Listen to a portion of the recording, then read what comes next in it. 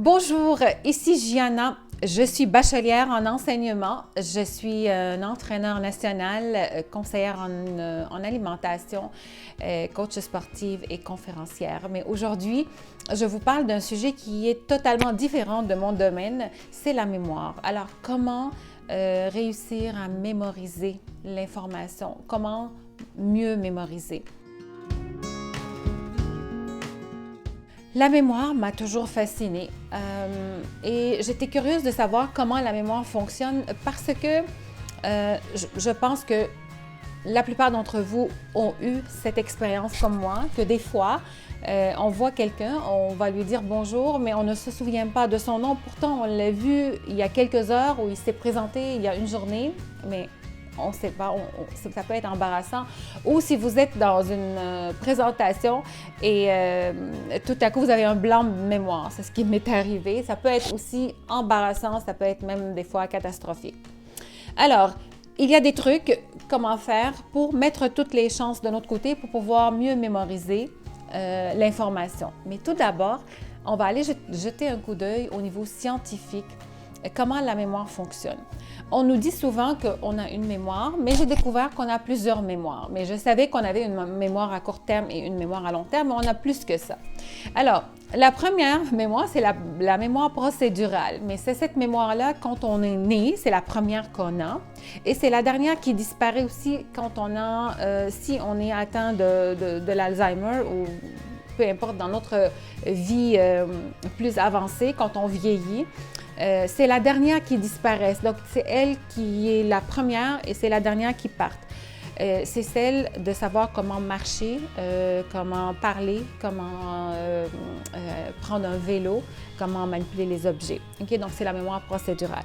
L'autre mémoire, c'est la mémoire perceptive. Ça veut dire comment qu'on perçoit, cette mémoire-là nous permet de percevoir les visages, de percevoir les objets. Il y a aussi la mémoire flash ou la mémoire à court terme, mais c'est elle qui nous permet de mémoriser une série de chiffres, par exemple, pour un laps de temps, pour quelques secondes. Et après ça, quelques minutes plus tard, oups, l'information n'est plus là. Ensuite, il y a la mémoire sémantique, cette mémoire-là qui nous permet de mémoriser nos leçons à l'école ou nos paragraphes ou nos chapitres. C'est la mémoire sémantique. Et il y a la mémoire autobiographique aussi ou la mémoire épisodique. Mais cette mémoire-là nous permet, elle enregistre en fait nos épisodes de vie et elle va se remplir à mesure qu'on avance dans l'âge et qu'on vieillit. Et il y a aussi la mémoire prospective, mais c'est elle qui nous permet, pas nécessairement de penser au passé, mais de penser à quelque chose dans le futur. Qu'est-ce qui s'en vient? Ça veut dire si on a une réunion, elle nous permet de se souvenir qu'on a une réunion le lendemain ou qu'on a un rendez-vous chez le dentiste. Alors voilà, c'est ces types-là de mémoire qu'on a et qu'il y a des trucs pour pouvoir mémoriser plus. Et là, je vous explique donc les 3 étapes de mémorisation. Alors, il existe donc 3 étapes qui vont nous aider à mémoriser. La première, c'est l'encodage. Alors, l'encodage, c'est le moment où tu rentres dans ton cerveau de l'information que tu as utilisée à travers un de ces 5 sens. C'est-à-dire, tu as entendu, tu as enregistré. Tu as vu, tu as enregistré. Tu as senti, tu as enregistré. Okay? Donc, c'est l'encodage. Ensuite, le processus de la consolidation ou le stockage, c'est le moment où ton cerveau va stocker, va emmagasiner l'information que tu lui as donnée le plus longtemps possible. Et la 3e étape, c'est la récupération. C'est le moment où l'information devient disponible quand on te demande de la sortir. Okay? Quand on te demande qu'est-ce que tu as compris ou qu'est-ce que tu as vu, mais l'information est là, donc c'est la récupération, tu vas être capable de la sortir. Maintenant, pour l'encodage, comment on peut l'améliorer? Alors, il y a 2 façons. Tout d'abord, je ne sais pas si tu connais le truc de l'association des idées. Moi, je me rappelle que quand j'étais à l'école, quand j'étais jeune, le prof qui voulait m'apprendre les conjonctions de coordination, mais où est donc, or, ni, car. Et pour m'apprendre ce processus, mais il a utilisé une question, mais où est donc Ornicar? Alors, ça m'a permis de les mémoriser par la méthode de l'association. L'autre chose aussi dans l'encodage, c'est que tu dois éliminer toute distraction. Donc, tu dois vraiment être concentré sur l'information qu'on te donne. Et pour ça, tu dois éliminer toute distraction, comme par exemple, je dis pour la première chose que je vais dire, c'est les notifications sur ton cellulaire ou tout simplement ton cellulaire, mets-le de côté. Il faut qu'il reste ouvert, mais enlève les notifications. Comme ça va te permettre d'encoder l'information et d'être concentré. Pour le processus de consolidation ou le stockage, en fait, ce que tu vas faire, c'est que tu vas répéter l'information parce que dans n'importe quoi, si tu répètes, mais tu vas apprendre plus. Et moi, quand j'apprenais mes cours de danse ou mes chorégraphies d'entraînement, les profs nous disaient toujours, c'est avec la pratique, c'est à force d'en faire. Et c'est vrai. Donc, c'est à force d'en faire, à force que tu répètes, même si tu as mémorisé une leçon, tu répètes la leçon. Et là, tu vas y arriver. Et pour la récupération, tu peux peut-être utiliser des repères.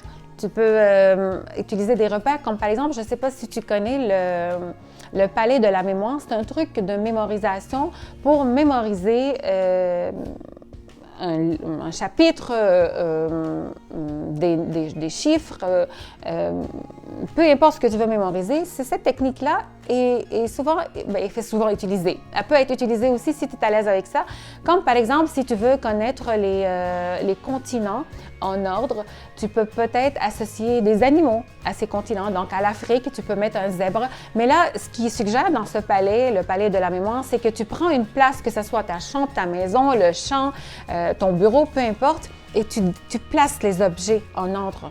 Donc, si moi, je prends, exemple, mon salon et la porte, mais je peux placer un zèbre à la porte. Donc, je commence par l'Afrique, si je veux commencer par ordre.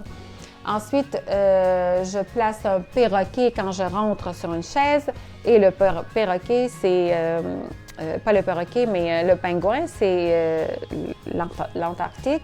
Ensuite, je peux placer le dragon de l'Asie pour dire c'est la Chine.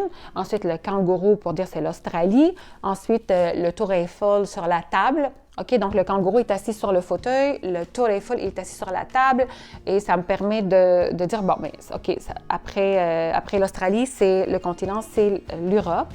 Et ensuite, plus loin, sur une chaise ou sur la table à manger, je peux placer la Statue de la Liberté, donc c'est l'Amérique du Nord. Et plus loin, sur une autre chaise, je peux placer le perroquet vert, qui est l'Amérique du Sud. Et comme ça, j'aurai mes continents en ordre. Et là, j'aurais mémorisé les continents. Et d'ailleurs, c'est cette méthode-là qui m'a permis de les mémoriser en ordre.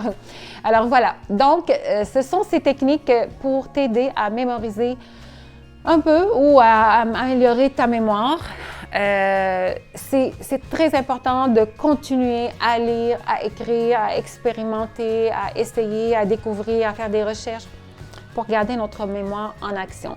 Si plus loin dans notre vie, il faut qu'on perd cette mémoire-là, mais bon, on n'a pas vraiment un contrôle. Mais je dis souvent, tu fais qu'est-ce que tu as à faire, tu mets toutes les chances de ton côté et le reste, tu n'as pas de contrôle. Alors, je vous souhaite une bonne mémorisation et bonne journée.